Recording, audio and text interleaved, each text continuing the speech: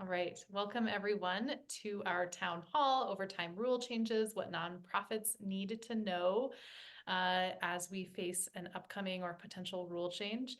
I'm Shelby, I'm with Montana Nonprofit Association. We believe that the work nonprofits do build better futures for all of us across our state. And because of that belief, we want to support the work you do with the not so fun stuff, which is IT, HR, management, financial leadership, all of those skills every nonprofit leader needs.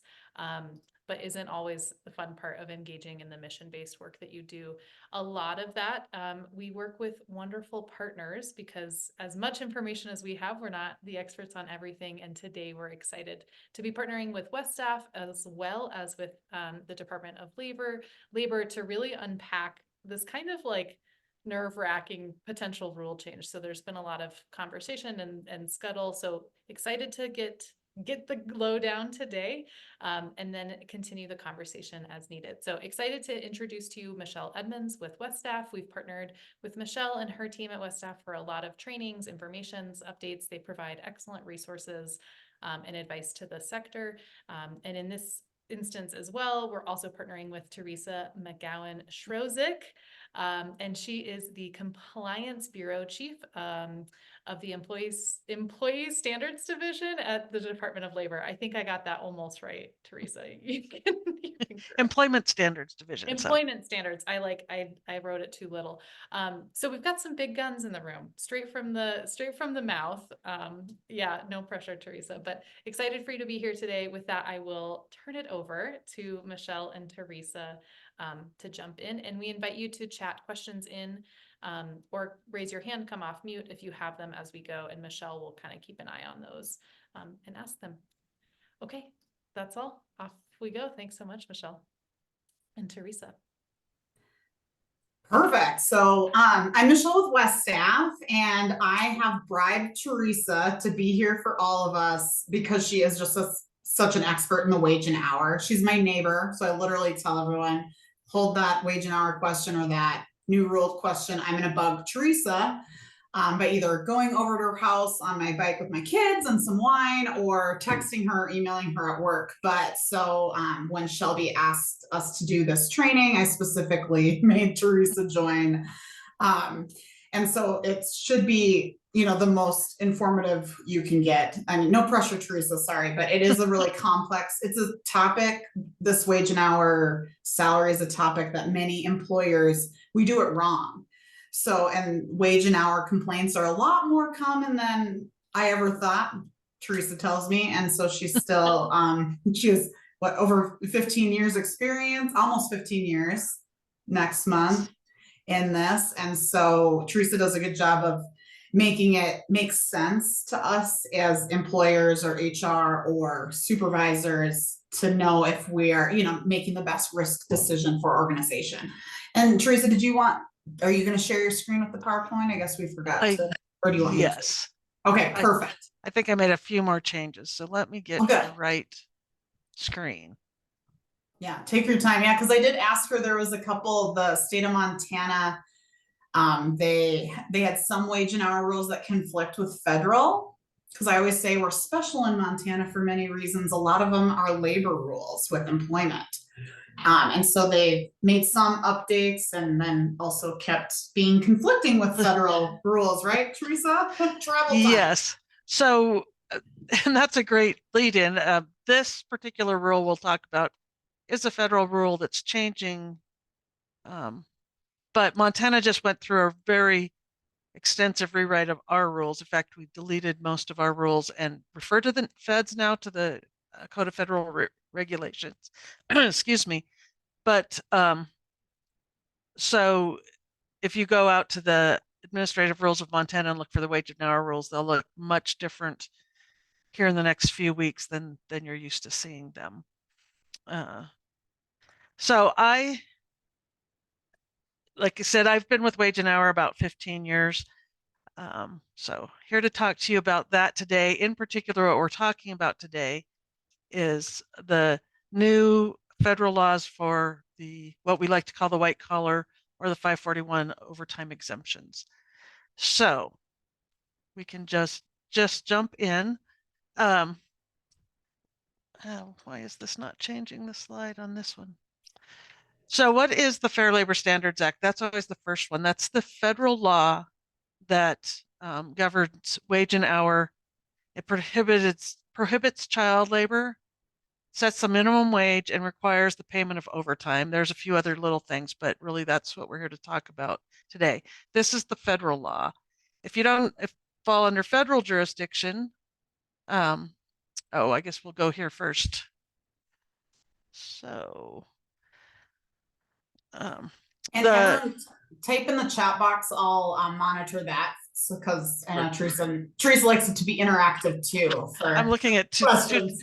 Somehow I got my screens on the wrong thing here. So if I'm looking away from you, it's because I'm reading the other screen. But so under the Fair Labor Standards Act, and the U.S. Department of Labor puts out fact sheets. If you ever have a question, the first thing I do is type in U.S. Department of Labor fact sheet on, and in this case, I put nonprofits, and out comes fact sheet 14A.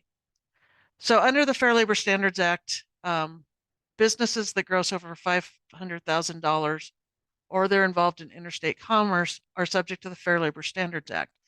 Nonprofit organizations are not covered under the Fair Labor Standards Act as far as minimum wage and overtime, unless they have a business component. So you may have a museum that's a bona fide nonprofit, but if they have a gift shop that generates income, that employees of that gift shop can fall under the Fair Labor Standards Act as far as minimum wage and overtime in those laws.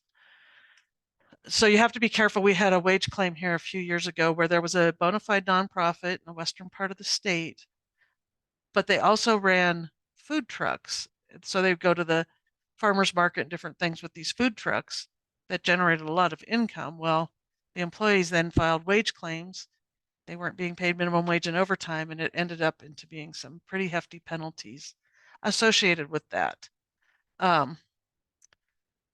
Individual coverage, employees, even if you have a gift shop that doesn't generate $500,000 in income, but the employee is involved in interstate commerce, meaning they take calls from out of state, they order through Amazon, they process payment cards. Those employees also fall under the Fair Labor Standards Act. In today's world, it's very difficult to find somebody who doesn't fall either under enterprise coverage or individual coverage. Since we're dealing with nonprofit, volunteers are another interesting component to this. The Fair Labor Standards Act recognizes volunteers, recognizes the benefit of volunteering. So if a person is truly volunteering for a nonprofit, they are not considered an employee. Those volunteers it's completely voluntary. They are on a part-time basis, and they do not displace regular employees. Sometimes I will get a call that says, like, we're a local church and a member is an accountant. So we're going to get rid of our accountant and he will just volunteer to do our accounting work. They are now displacing a paid employee, so that's not allowed. So you have to be careful there. Also, paid employees of a nonprofit cannot volunteer to provide the same type of service. So if you have somebody that the nonprofit that drives the bus, then they want to volunteer to drive the bus. So because, say you're the YWCA or something, and they want to take their kids to a basketball tournament, you cannot volunteer in the same capacity that you are paid for. So, and bus drivers for some reason seem to be by far where we see that the most. And also you can never volunteer your time for a for-profit business. So just to keep that in mind. So now that was the Fair Labor Standards Act. If you don't fall under the Fair Labor Standards Act, then you fall under, and you're working in Montana, you fall under the Montana Minimum Wage and Overtime or Montana Wage Payment Act.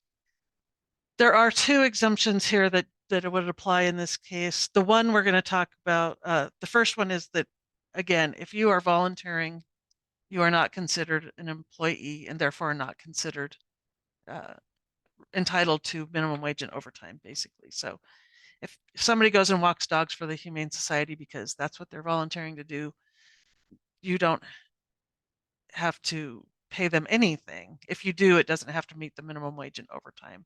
And generally where we'll see payment in this, I've seen volunteer fire departments pay somebody a $50 stipend to be available over a holiday weekend or something like that. What we're going to talk about today is the 1J exemption to minimum wage and overtime, and that is the bona fide salaried exemptions, the executive, administrative, and professional exemptions. And so that is specifically what our topic is today. And we'll get right into that. So as you may or may not have heard, the Fed at USDOL proposed salary increases. They proposed them last fall. The comment period closed in November. And I have a slide at the very end that shows that it's going to be enacted it says April 00, 2024. We don't quite know what that means. And I've been searching all day to see if there's any updates. Haven't found them yet, but we'll get to that at the end. So currently, if you have somebody who's a bona fide salary executive, administrator, or professional, they have to be paid $684 per week. Starting this spring, the amount will go to $1,059 per week. And so it's a pretty significant change. They last updated it a few years back. I want to say 2014, but don't quote me on that. It was $455 a week. Prior to that, when I started in 2009, it had just gone to $455 a week. Before that was $250 a week, which even in 2009 was not much money. So, so if you have somebody that is being paid the $684 per week, and when it jumps to this, what do you as a business have to consider? And that, that's really the cost to the business. So currently, if somebody, I just did two examples. If you can raise the salary, so that would raise it $375 a week. That would cost a business $19,500 per exempt employee per year. The other option you have is to convert the status to non-exempt and pay that somebody an hourly, track their overtime, and just pay the overtime. So if somebody generally worked 45 hours per week, you would pay the 5 hours of overtime.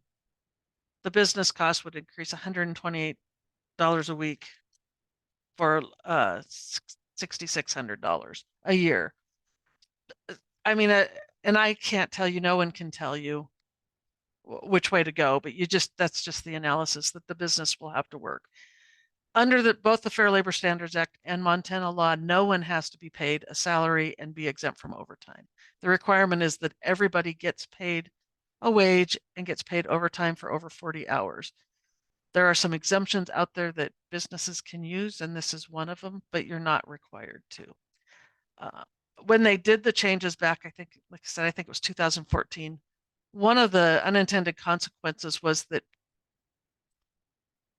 people really liked being exempt and being, these exempted executives and things like that. They were offended by their exempt status being taken away. And so most people said, oh, everybody wants to get overtime, but in fact, we found that wasn't necessarily the case. People were pretty tied to their titles on the. Yeah, what's the language you? It's like a badge of honor being taken away. Yes. Sometimes, but a recent issue I had Teresa help me with. And tell me if I'm quoting it wrong, Teresa, but you said like, unless someone's usually working over 40 hours per week, like it's not even worth having them exempt as a business. And then are they really exempt? Right. And so, tracking the hours, you can always keep someone on salary and track their hours, keep them under 40. But if they work more than 40, you're still required to pay overtime if they're not truly exempt. So yeah, I always say like if you're gonna choose to argue an exemption, it's like your business is taking on the risk of not paying overtime. It's always safest to have people be hourly. And But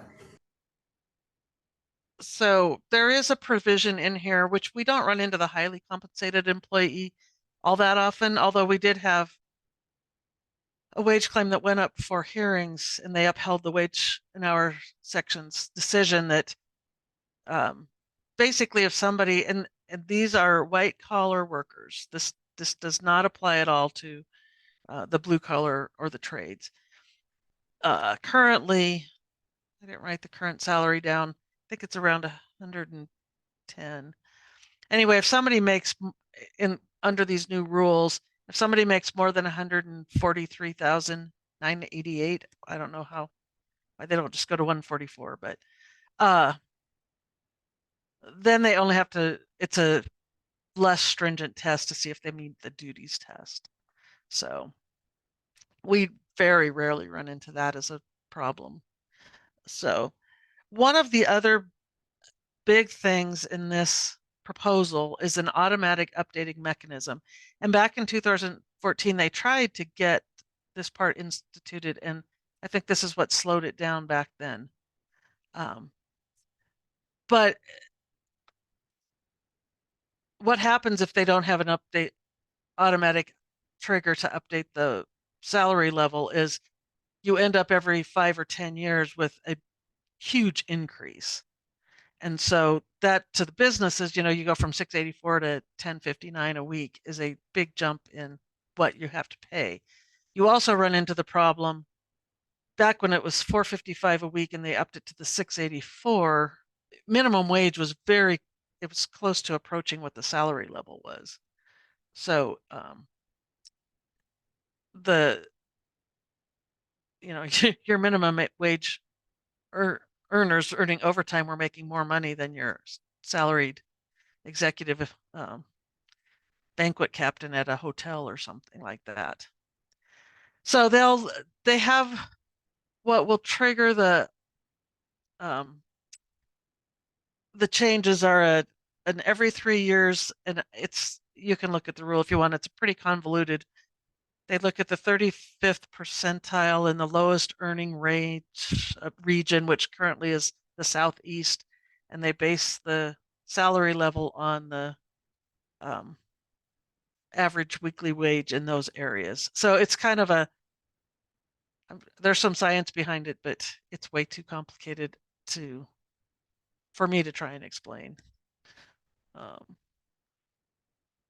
So just a little bit about exempt versus non-exempt.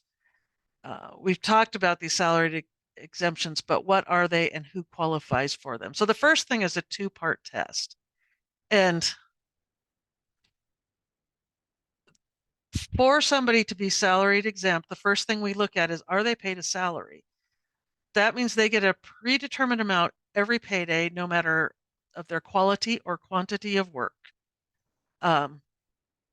And I will tell you what triggers a wage claim more than anything is somebody who's typically working 45 or 50 hours a week, and then they want to take Friday off to go to a softball tournament and the employer wants to dock their wage. Well, they've already worked the 40 hours, so they will get, that will just fire somebody up faster than you can imagine. So the quality of work is a management issue. And the quantity of work, again, a salaried person, and probably a lot of you in this call are salaried people. A salaried individual never works on the number of hours that they put in. So a truly salaried exempt person almost always is working more than 40 hours. Very few of them are stealing time from the company, even if they want to take an extra long lunch or something. So you may use vacation and sick leave to make the salary whole. So if somebody, takes an afternoon off, you can dock 4 hours of pay from their, or 4 hours of leave from their leave bank, but you cannot reduce the salary. You can do a prorated weekly salary on rare occasions, and that's in the first and last weeks of employment or when there's unpaid FMLA leave. Sometimes you'll have, say, somebody goes on maternity leave that falls under FMLA and they want to work part-time for a few weeks or few months. You can pay a prorated salary in those cases under FMLA. I would just put that in writing. So that there's documentation of it. So that's the salary basis test. Hey, Teresa, I do have a Yeah. question for you, that it's not in the chat, but that I get a lot with, when people have salaried employees and then they want to do hour for hour PTO or vacation bank charging. What is your best practice on charging PTO or vacation hours for exempt? I caution that you do anytime you start banking one on, so state or government employees can do that. And we run into that a lot in Helena because I'm exempt. I can bank time 1-for-1, and I carry an exempt comp time bank on in my leave bank. I caution that because there's special provisions cut out for government employees. Private sector, which is where nonprofits fall, anytime you start tying the hours you work to the pay or the leave or anything like that, I question whether they're truly exempt. Even banking hours. Now, that's not to say you can't be very flexible with your salaried workers.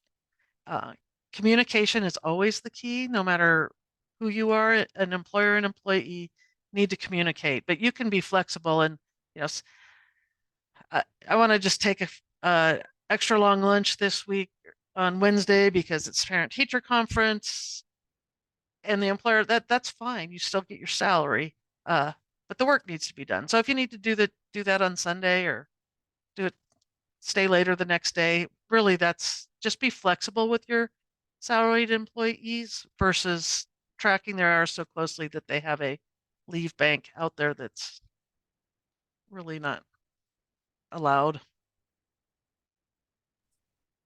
And I would also, if you do have vacation for exempt employees, you can write a vacation policy for exempt that's different than that for non-exempt. So salaried employees maybe just get 2 weeks a year where they're gone for an entire work week, or maybe they take vacation at 8-hour increments or 4-hour increments, something like that.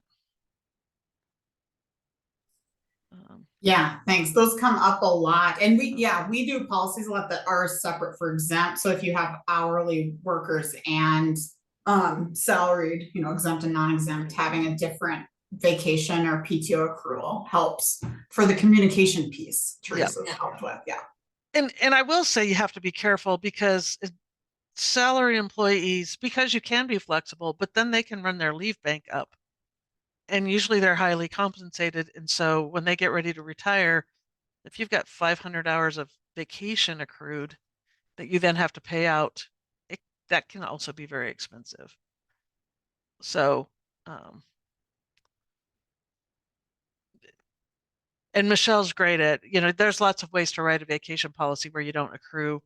You can cap what you accrue and things like that. Oh yeah, definitely cap the accrual. And also when you have a max accrual, the point is you want people to go take vacation and come back to work better humans. You don't want them to just rack up their bank so that you have this huge liability on your balance sheet. But yeah, I just see that a lot where employers want it, they're exempt salaried, but then it's like, if I take a 2-hour lunch, they make me take an hour of PTO because I took more than an hour lunch. And then that's questioning the quantity of work under the salary rule. So sorry, there's my detour from Teresa's. No, those are good. So once somebody's truly paid a salary, the next thing we have to do is look at the job duties test. And so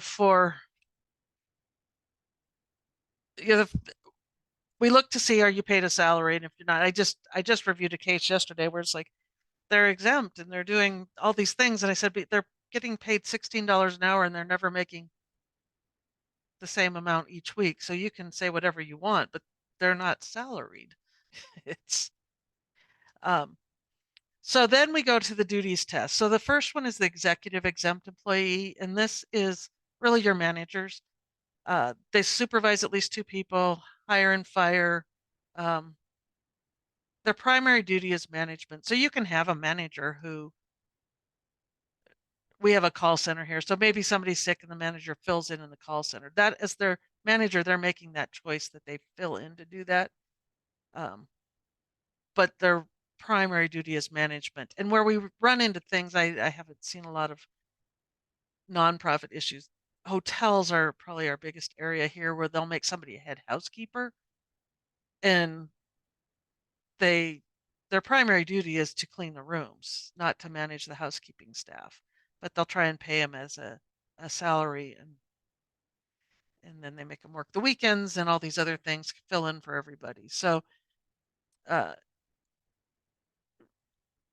this one isn't too hard to prove. It's just, making sure that the person truly is management is their primary duty. Where I see a problem in this usually is somebody is promoted to a manager, they truly are exempt, and then they find out maybe they're not the greatest manager, and so they start stripping away some of those management duties, and then all of a sudden they no longer meet the exemption, but nobody has done that analysis, and they keep them on an exempt status, and then you find out that they file a wage claim and they're owed a bunch of overtime. So that's the executive. The administrative, this I always find is the hardest one to prove. The administrative exempt employee is somebody they do non-manual work directly related to the management of the business. They don't have to supervise. Sometimes your CFOs, finance people, your human resource advisor fall into this category. They have a lot of autonomy. They make decisions that directly impact the business. When we get wage claims under this, if the employee tells you what they do, they're basically, the secretary or they run payroll. When the employer says what they do, they're in charge of everything. They have there's a lot of risk if they're not doing their jobs, if they're not paying payroll properly or not managing purchasing properly, things like that. So, but what I've seen is, emails and correspondence can really prove this. If somebody's, here's the budget that we recommend, things like that will show what's going on there. A human resource manager will fall into it very, very easily. Teresa, question in the chat is, Yes. I think more for the prior slide is, what if Mhm. someone is managing volunteers and not staff? They have to supervise 2 FTE equivalents. So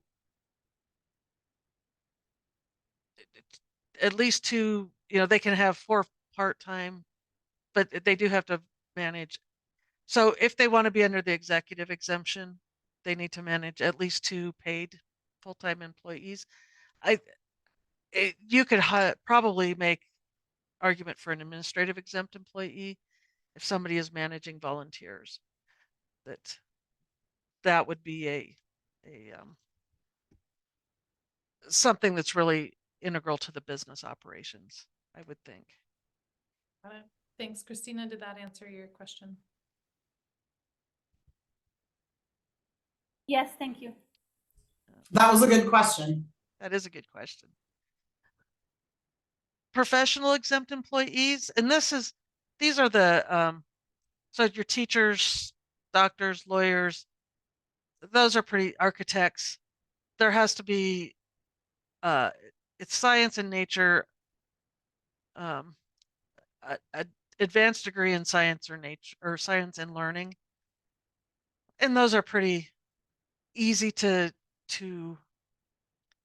either they fall into it or they don't. Where we will get questions are like preschool teachers versus public school teachers. And the 541 exemptions lay out pretty good examples of where people fall into or fall out of that. I think the teachers, you have to be certified like through OPI versus through DPHHS is kind of the deciding factor there.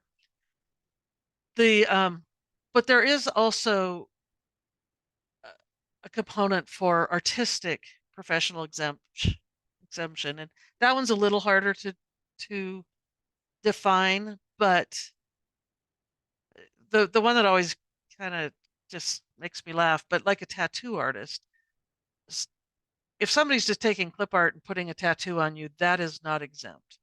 But if you go to the tattoo artist and you say, hey, I want something about my kids, and you tell them about your kids, and they design the artwork, they run the artwork past you, you're paying for their design knowledge versus just applying a tattoo. So chefs will fall into this. If you've been to a culinary school, you design the meals, you design how the plating works, you design the menus and all of that, versus you work at some chain restaurant, you open a bag of food from Sysco and throw it in a pan. So there is an artistic component to the professional exemption, which I always find fascinating on where that falls. But those are also available. I keep losing my mouse here. There it is.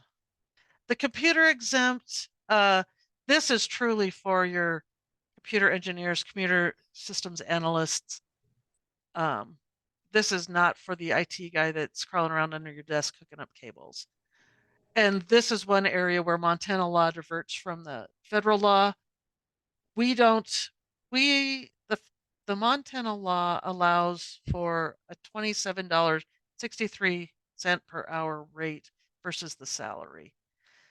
But I'm not going to spend a whole lot of time on that unless if somebody wants to discuss computer exempt employee, please call me when this is done, because our laws do divert from the federal, and we have a very Complicated. complicated in our. I said this one time, and the legislator was in the room. I didn't know it. I said it's just a poorly written law, and boy, did they take offense to that. But it is poorly written. So outside sales, I don't know that this is anything that would involve a nonprofit, but I always think of Schwann salesman or something like this. Someone who is out selling a product. They're not in a fixed business location type of thing. So again, we can discuss that if we want, but I'm not going to spend a lot of time on it here. Oh, did I? Oh, there, I just got this in the wrong place. So here was what I was saying on the what the implementation of this new rule and this higher salary rate. The federal website shows that the final rule is in April 00, 2024. We don't know quite what that means. I've got a couple feelers out for people, and when I find out what it means, I'll let Shelby know to get it out to people. But it's just confusing to me that they haven't updated it. Now, with all this being said, this is kind of the end of the presentation, but Michelle mentioned earlier, our rules sometimes divert, and we're caught right now in a just an administrative debacle. But the wage and hour rules for the state of Montana, we just changed, and we are pointing our rules to the federal regulations that were in place as of the hearing date, and that was last month sometime. So under Montana law, the salary will be the 684, but if either the business or the individual fall under that interstate commerce type rule, the salary is 1059. So Montana will have a lower salary threshold for these exempt employees, but before you pay the lower threshold, please, please, please get with somebody and verify whether that falls under state or federal law. So, and it could be, again, because if it's a nonprofit, doesn't fall under the federal law, that you may be able to pay the 684 because of what Montana's standard is. I just, please ask that. Here's the phone number that you can call or our website, or email questions to these areas. If you call the number, ask for a wage and hour compliance specialist, and just walk through the jurisdiction of the salaried employee, whether they fall under state or federal law, to know which salary you're subject to. And this doesn't flag you. So I have a lot of clients that are afraid to call themselves. So do you want to explain that? Like, it doesn't mean they're going to now audit you and right? No, no, we love calls. Or if you email that DLI ERD wage, we'll answer the email that you send us. Sometimes it's easier to email and you can put all the details in there. We do not use this to go decide who to audit. We would very, very much prefer to answer the questions up front than try and deal with a wage claim after the fact. I will caution, I mean, sometimes we'll caveat our responses to this with the information you're giving me right now. This is the salary, because if situations change, we can't give you a definitive right then and there on every situation. But the jurisdiction can be a little tricky. Again, I have found it very difficult anymore in today's world, because the second you order from Amazon or the second you swipe a credit card, you're now involved in interstate commerce, and the Fair Labor Standards applies. So pretty hard to not be it's under very that. hard not to be under only Montana jurisdiction. When the state and federal law are in conflict, the higher standard applies. So like federal minimum wage is $7.25 an hour, state minimum wage is 10 something. Can't remember what it went up to. But if you work in Montana, we have the higher standard, so the higher minimum wage does apply. The same would be true for the salary. And it's where they work. So if you guys have any remote workers, yes. So it's not, or companies, if anyone remembers during COVID, when everyone was trying to work remote and move to Montana, is my personal opinion of what happened during COVID. But there's like job postings that specifically said that they would not hire people out of Montana if they were going to live and work in Montana or California, because we're some of the hardest employment laws to follow, and it's not illegal to discriminate in that way. It might not be best practice in my opinion, but yeah, so if you guys have, so there's other probably maybe nonprofits that are not aware and they have employees here, this is what applies, even if they're based out of North Dakota. And I have a question. So Christina has been giving us good questions about the exemptions. So here for you, Teresa. So if Christina has an education director who is currently exempt, she holds a teaching license through OPI and teaches most of our classes and workshops with children, but she is not teaching in a public school district. Can I keep her exempt? I believe so. I would go look at the I would have to go look at the 541 exemptions and see it. It's very clear on the education exemption who falls into that and who doesn't. And so I can let me find the chat. I can put my email in the chat. Oh yeah, I can put your email in the chat. Okay. Please. I'll do that. Yeah. So, because you're probably good, but it's not always good to triple check, and it's nice, I would say, like, to get some of these, like when sometimes Teresa and I'll call her, but it's always nice to have some of the guidance in writing, so I'm transferring the information somewhat correctly to the person that's making the decision. So So I'll put Teresa's email in the chat right now, and any other questions, because things, I mean, we see this wage and hour issues. I mean, I don't, how many, like when we used to be able, it was tip pooling change. It used to be difficult to make employees share tips legally in Montana. Yes, And I used to think, so that's just an example of now it's changed and it's easier to force tip sharing, right? it is. Yeah, yes. But that was an example of something I thought there's no way there's that many wage claims on it. And Teresa was like, well, I just did one that was over $12,000 penalty last week. So this stuff just comes up a lot more than we think.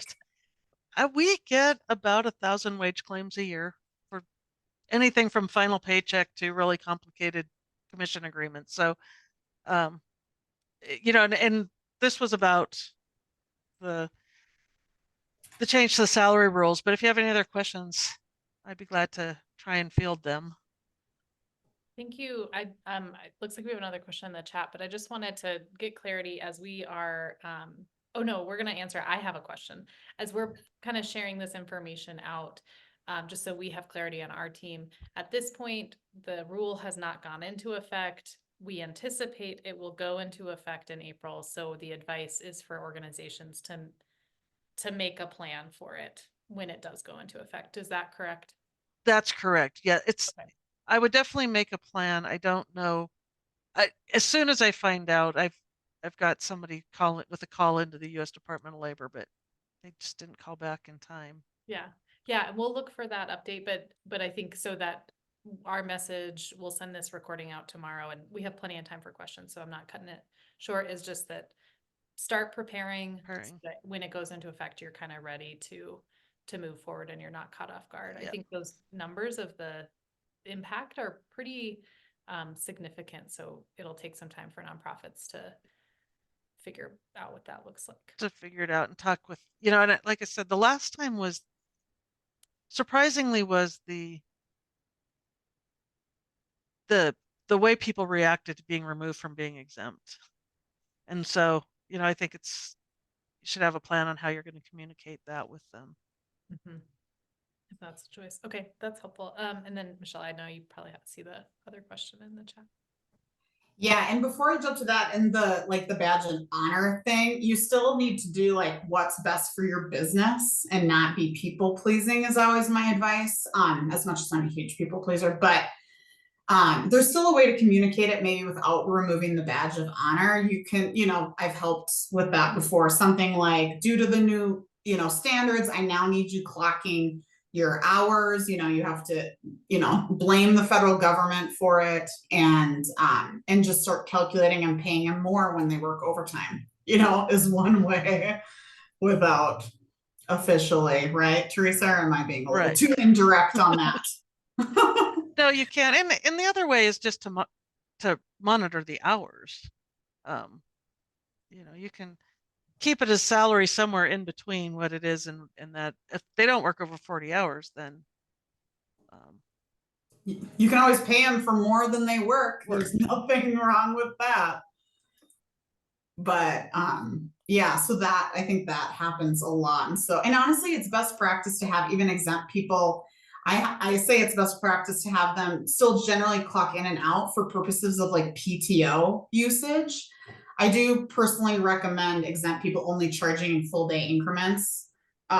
It's easier to do. I see it in half day, but then it gets really, you know, in 4-hour increments. It still is like, well, what if I leave at 11:30 and not 12? It's just like an argument I don't like to have. So what if I took a phone call in the middle of my 4 hours off? Yeah. And then, yeah, it's just, and then, I mean, I always advise too, when you hire a new employee, I mean, if in doubt, I mean, it's just easier to hire them as hourly. So it's safer, but. And you can do what's called a fluctuating work week salary. The math your payroll people will not like you, but you pay the salary no matter how many hours. There's Michael with the payroll, but you pay the salary no matter how many hours they work. If they work overtime, you have to calculate the regular rate for the week and then pay a half-time for overtime rates. But again, if you're interested in that, I'd be glad to just go over it with you, but Yeah. The fluctuating work week always confuses me, so I defer to Teresa. Oh, and then Christina's follow-up question, which was a great one because I don't get to hear a lot of the creative questions, but it's specifically that she has several staff who create and design as a majority of their professional duties and job description. Are they also exempt currently? I did, yeah, back to Teresa, but I did put the DLI fact sheet, which has a good to go through, and it gives guidance on the creative specifically. But Teresa, if you could explain a little bit for us. Their primary duty has to be that creative work, so they can, maybe they also, as one of their duties, sort the mail. If that's not their primary duty, it's just an additional task, that's fine. But their primary duty should be of the creative. They're hired because they're creative. They're hired to do that work. They can do some other things, but the primary duty is whether it's web design or graphic design and some of that. And there was one I had, because, with technology, a lot of things get blurry anymore, but it was a graphic designer, but and he had filed for overtime, but he was hired, like their ideas were, we're going to, we're opening a new brewery and it has to do with Lewis and Clark. So we want you to just use Lewis and Clark in the theme. So he had to come up with all of the designs. It wasn't like they gave him, here's our logo and here's our price list. Put this on a sheet of paper.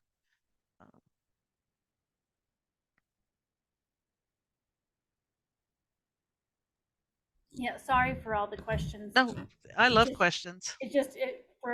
I only have nine of us, and yet we all seem to fit into some odd categories, and I just want to make sure that we're doing it correctly. No, it's really complicated. Yeah, it's a complicated topic. It is, and here in Wage and Hour, we only see it when things usually go bad. So by the time we get a wage claim, somebody's been fired or demoted, or they're angry, and then when you have these salaried exempt, the wage claims get very expensive because a lot of times no hours are tracked, and so we're trying to recreate how many hours did they really work. They're usually paid a higher amount of money, so if they're due overtime, then the overtime rate gets to be very high. And I think Michelle said it, a lot of times I will hear people say you can't track salaried exempt employees' time. And that's not true. You just can't use the time to justify the wages. The wages are set. It's a predetermined amount paid every week. But you can track the time if you need to bill them. A lot of lawyers track their time down to quarter-hour increments so they can bill their clients. You can track it for sick leave and vacation leave purposes. You can track it. And then is it helpful if they file a wage claim on you and then you have their track time? If you don't meet the exemption? Sorry, bad HR joke. And that's a lot of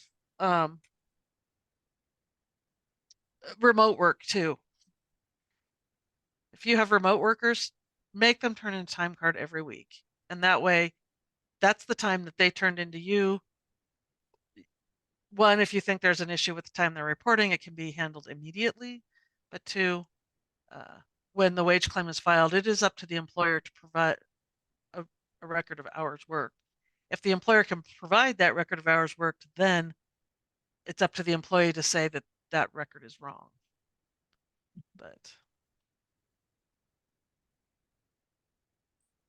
we see a lot of folks in the nonprofit sector tracking for funding purposes too. So that's one of those think more often folks in the nonprofit sector will have some sort of hour tracking on all employees just to kind of tie to revenue and grants. The grants, yeah. Yeah, I have a question around, and this came up maybe briefly, but I just wanted clarity. If somebody is salaried,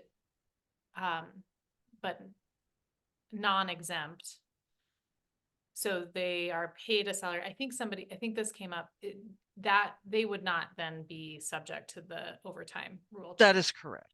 Okay, So, and I just want to reiterate these salaried exemptions are exemptions from the minimum wage and overtime. So you do not have to use this. A hospital could hire every doctor at an hourly rate and pay overtime. An exemption is there because, your HR director, you never know how many hours they're going to work or anything else. Mhm. And a lot of times you don't want to tell them, but the law is that everybody must be paid an hourly rate that exceeds minimum wage, and they must be paid overtime over 40. Mhm. You can use these exemptions, but you certainly don't have to. Yeah. And I'm hearing that there are a lot of different options for nonprofits to look at, and I would say in the nonprofit sector, we know our wages are typically below market. Although fill out the wage and comp survey if you're on the call. You have until April 5th, so we can kind of track what the market rate is for nonprofits in Montana and the region. But we know we pay a little below. I imagine quite a few nonprofits have employees that are classified as exempt, that are under the threshold currently.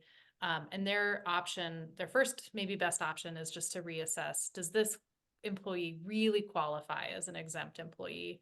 And really being thoughtful about that. And if they don't, then you can keep them as salaried, you can move them to hourly, whatever it is, you can avoid the minimums in that way. And then if they are truly exempt, they're making weighty decisions, then you have to either move them back to hourly and change their role, or move them up on the pay scale. Is Right. that correct? Yes. And you don't have to change their role. I mean, they can do the same job. They're entitled to overtime if they don't meet the salary threshold. Okay. You can if you have somebody right now that you're paying as an exempt employee, they meet the exempt criteria, you can continue them at that salary.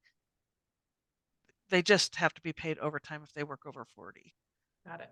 And so, if you can manage their hours, and maybe they only work overtime during a convention or maybe they travel once a week or once a month or something like that. Teresa, That's can I ask another question? I'm yeah. sorry. Mm-hmm. Exactly what you were just saying. So you can pay an exempt employee who's making a salary,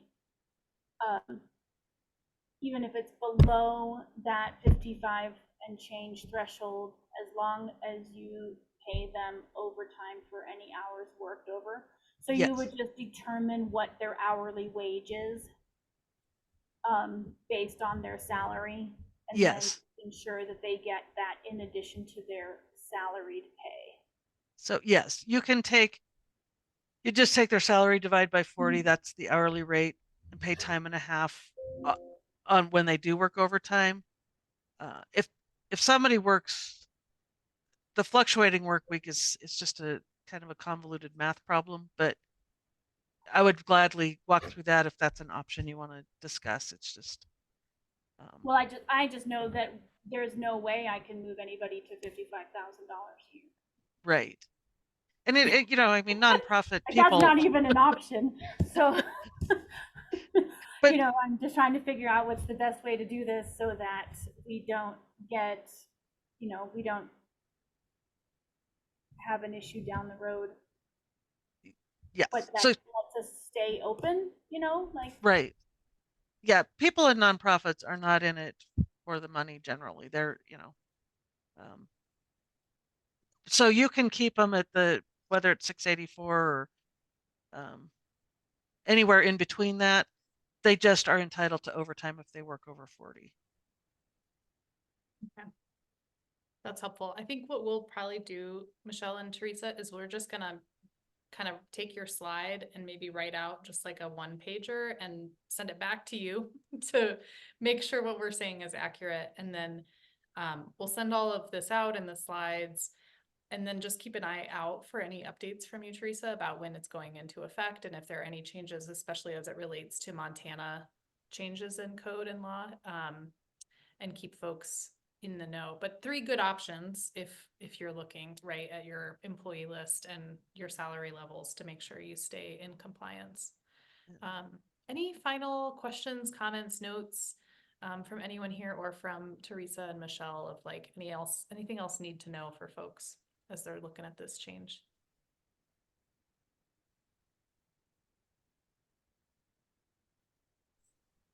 And I can just do my soapbox summary if we wait for some questions is, first of all, if they're not consistently working over 40 hours, like it's probably better for your business anyways to do that. And then second of all, like, can you afford the salary threshold increase? And then the big thing I see a lot is, do they actually meet the predominant duties test? So most of their time must be spent doing exempt duties. So if the job description has all of the exempt duties on it, it actually doesn't matter. It's what they spend most of their time doing. And Teresa, correct me if you have a better way to say it. I always use the chef example, like as an executive chef, maybe he hires, fires, blah, blah, blah. So he's exempt and he runs this restaurant.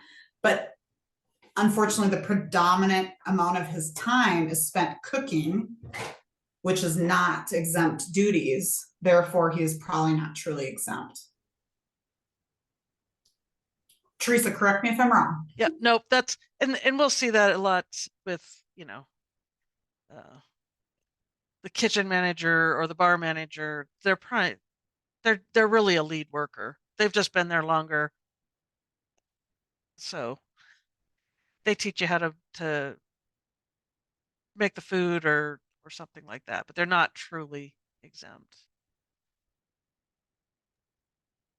Really helpful and fascinating. I'm excited to continue the conversation when we have any, more information. And then, I encourage everyone to reach out to Michelle and or Teresa with questions you may have, both excellent resources, and can kind of help walk through exactly what the impact might be for your staff or some of those interesting nonprofit specific situations we get ourselves into. And Christina, thanks for kind of sharing out what you're looking at. I think it's helpful to hear that. Yeah, I think I appreciate the questions because I do think even conversations with your staff and just say, hey, please keep your hours down under 40 and we can get through this together. So yeah. Well, excellent. Thank you all for being on. Thanks for watching the recording. Michelle and Teresa, thank you so much for sharing like a really helpful background and foundation on what is a very confusing and complicated topic to navigate through.